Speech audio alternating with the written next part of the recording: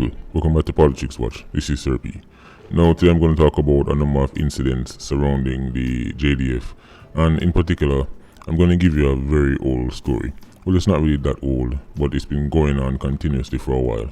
But there is this JDF member, probably I would say the first person who ever linked me and identified himself as JDF. And the conversation we had, right, the first time we talked, he said to me, Sir P, you know, say JDF find a sword, and some kind of DEM0N sword, and a bear crosses I will follow JDF as long as them keep this sword. When he said it to me, of course, I brushed it off. To be honest, I'm not very superstitious, right? But this person is, and he was saying to me that, you know, the sword, a Baphomet sword, and it DEM0N sword, and I remember the story clearly. Those of you who don't know, in April 2019, a sword was found, right, and it was handed over to the JDF. It's on your screen right now.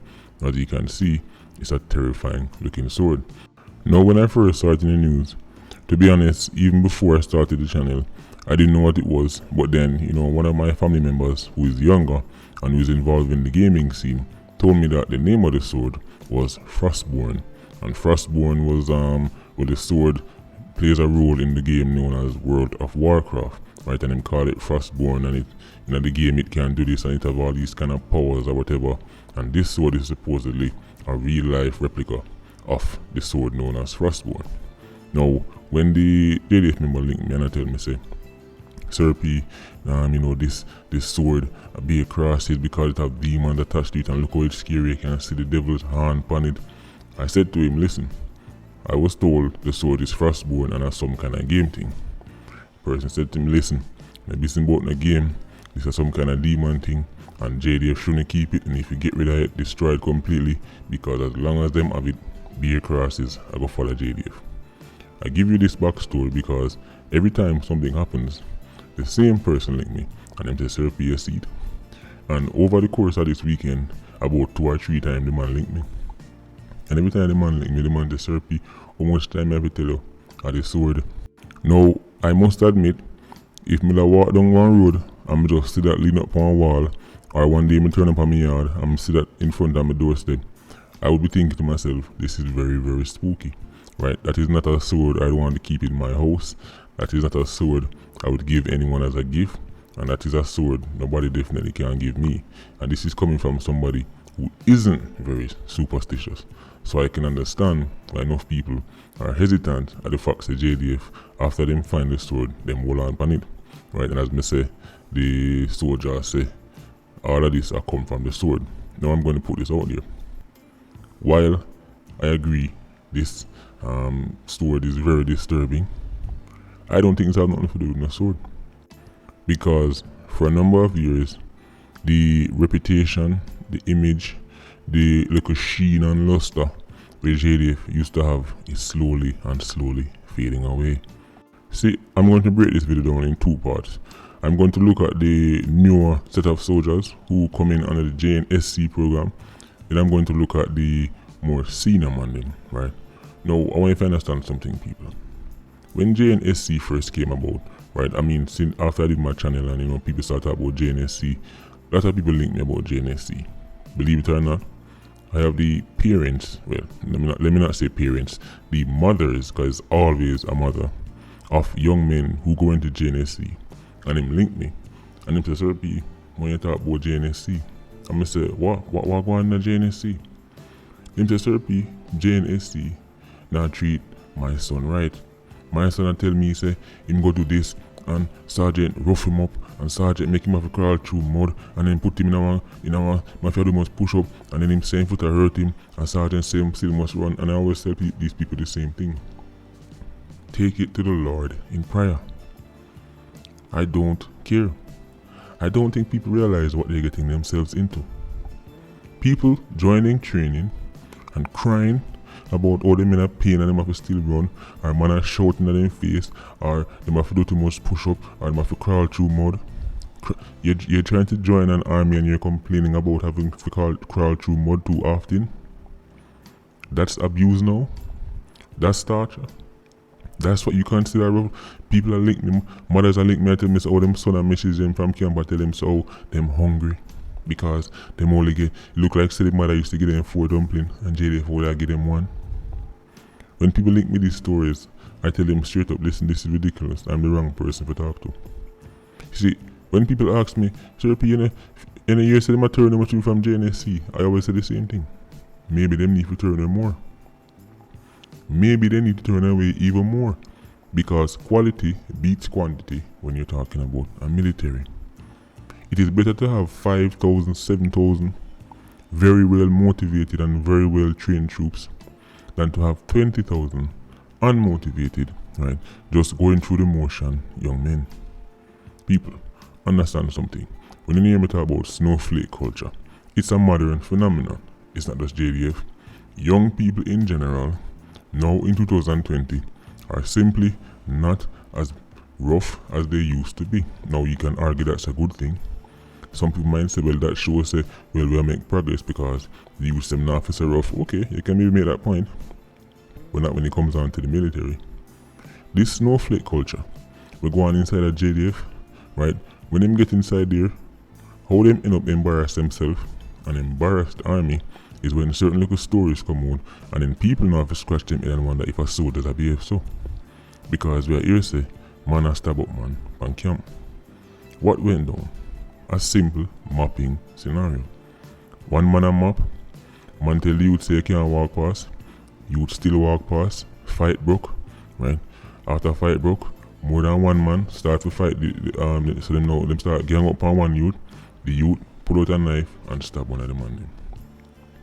Does that sound like something you'd expect to hear in the military? Or it sound like something they expect to hear from a corner? Something we expect to hear from a bunch of 87s? Where they expect to hear from a bunch of LIQs? That's what's going on in JNSC.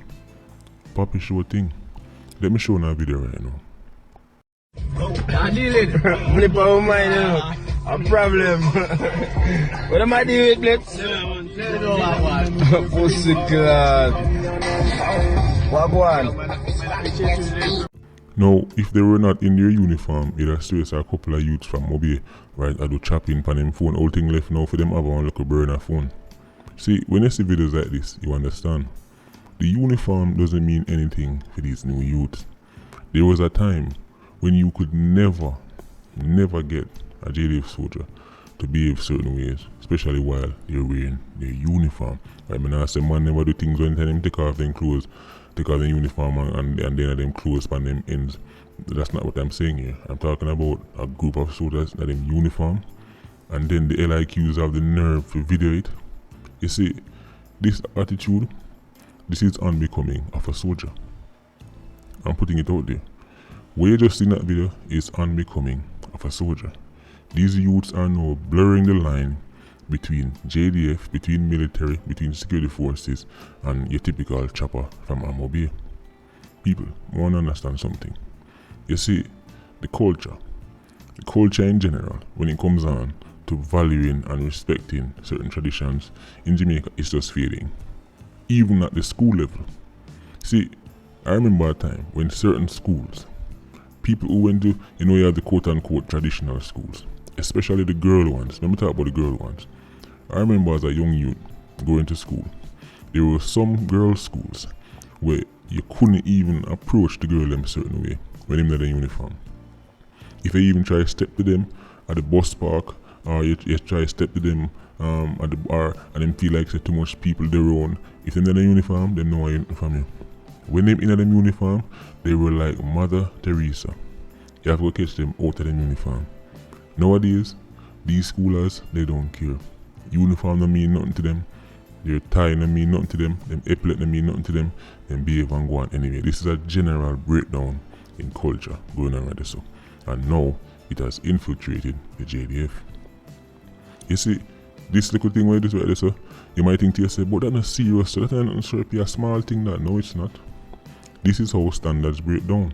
Because at first you say, oh no man, a minor thing that man, a minor thing that. And then you say, no man, make that go on. And next thing you know, you have a general breakdown. This is getting embarrassing. As I say, soldier every time you link me, say, boy, sir, you the sword, sir, you the crosses sword, the DEM0N sword. But I have to look at it from a practical point of view. Culture is breaking down. and is now infiltrating JDF. And because of the snowflake thing, you can't even rough up the youths them like one time. You can't. If you even shout too loud off of them youth, them tell us the boy you abuse and you touch and you're trying to destroy them mentally, and them cry to them mother and them mother go find on a social media page ball to one everybody else say boy them wicked. You can't rough them up. You cannot rough them up. I'm telling you, one time something like this go down, man I do PT until them vomit out all them breakfast that them have 3 days ago. People, I'm going to move into the next case I'm here about. I'm hearing that a JDF soldier in a dispute with his wife let off a couple rounds, right? I don't know. The whole girl coronavirus thing, it'll get out of hand. It'll get out of hand, and it's one thing when you hear it come from your civilian or even your 87. But when you hear it from JDF and JCF, you have to really shake your head. People are linked me and tell me, say, boy, Sir P, I know the man personally. I'm frustrated because his wife had disrespect him, and the disrespect I carry on for a long time, and you know, Sir P know I pressure him too much. But let me tell you why. I have to call him out.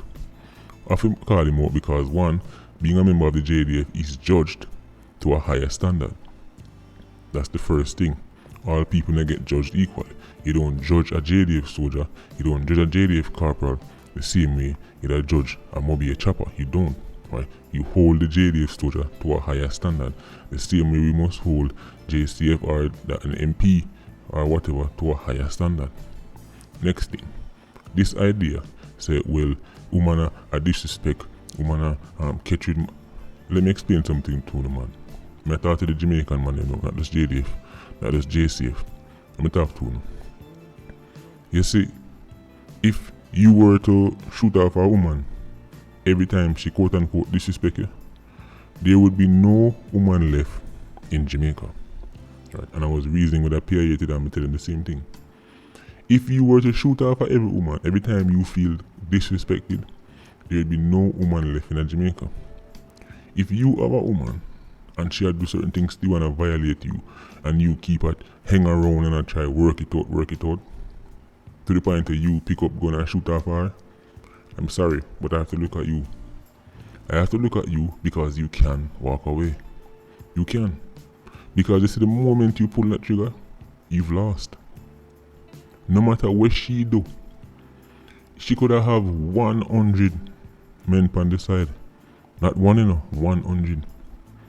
You see, the moment you go take up gun and shot off her, she's won. She's won because you've now turned her into a victim. And now, nobody knows what you have to say. There is simply no justification for what this brother do. To shoot off a woman like this, it's unacceptable. Me understand the male ego. Me understand say man can get hurt, man can disrespected. Listen, it's a man I talk to, you know. Anything we never go through, me go through it. The whole thing never happened to me is me walk in my house and catch woman the next man. That's never happened to me. But any other thing will happen to you know, when it comes down to woman, it happened to me. Every man in Jamaica more or less experience the same thing. Right? So when people message me and say about Sir P, oh should we do this? Listen, it's not worth it. It's not worth it. You're gonna throw away your freedom, throw away your career, throw away your reputation, embarrass your unit, embarrass your colleagues over what? Over what? What do you think you're gonna do? Beat her into submission? Let me explain something to you. What I think on this platform, I always tell the man, if it come to the point where if you're with a woman and you feel like say you have to go use brute force to bring her in line, just leave. You cannot beat a woman into submission, brother. You can't even shut her into submission. You can't. If she decides she'll go run loose, she'll go run wild and she'll go do this and go over your song and get every time they can hurry, brother, just leave. Just leave and go listen to your Brian McKnight CD and ball if you have a ball and move on. This right here, so, is never the solution. It's never the solution. As me say, there's not one gonna tell me what she do, right? Well, if it happen to me, it happen to somebody close to me. Everybody a man and we know, everybody a big man and we understand how life work. But this right here is no solution. This is the girl coronavirus. Scarcity. You know how much woman out they want, man? You know how much woman out they want a JDF man, a JDF corporal, and you each up with wife who give you much problem and and decide, say, you know what, you're willing to go to the distance, you're willing to shoot her and kill her. It happen too much now. It happen too much now. And this does not apply to JDF, it applies to men in general. This whole, yeah, but me love her, me can't leave, you sound ridiculous. You sound ridiculous. Of course you can. Listen, take your right hand, right, and grab the two things between your legs, right, and then go pack your suitcase and left, man up, right. So now start to sound very feminine, right. That's how woman sound. I can't leave. Let me give man another chance. That woman sound so, right. No man, no fear say them things. If you claim say I get disrespect, right, and the disrespect is too much, brother, pack up your thing them and cut. What you gonna do? Shoot her and then go spend the rest of your life in one rise on with man? Eat you up in a cell, right? You don't look a tiny bed, right? I dress up every day and you're not going away. Is that what you want? Or you want to go over a red fence? Go rub some serious time. It's not worth it. This scarcity mindset, get rid of it, brother. Get rid of it. Listen, I have to keep stressing the point because I know people are going to link me and tell me, say, sorry, but she give you the thing else. It's not worth it, right? You gain nothing. Any little temporary relief where you get from kick her down or fire and shut off her within 5 minutes, when you snap out it and you realize you're in a handcuff, you're going to realize it was a foolish move. It was a foolish move. You cannot stop women from doing what they want to do. You can't. All you can do is control what you can do. And you know what you can do? Left and go find another one, right? This idea, say you love somebody to the point where if you realize you can't hold on upon them and they must stray away, you have to go shoot them and kill them. That is not love. I'm sorry to break it to you. That is not love, right? That right there is acidity. We now mix up love and acidity. Because in most of these cases, children involved, right? And we are going to tell them, say, assuming he doesn't take his own life after, because you know what I'm saying, and out of these cases, after the person take the life of the woman, they tell them one lie. Well, let's say you survive.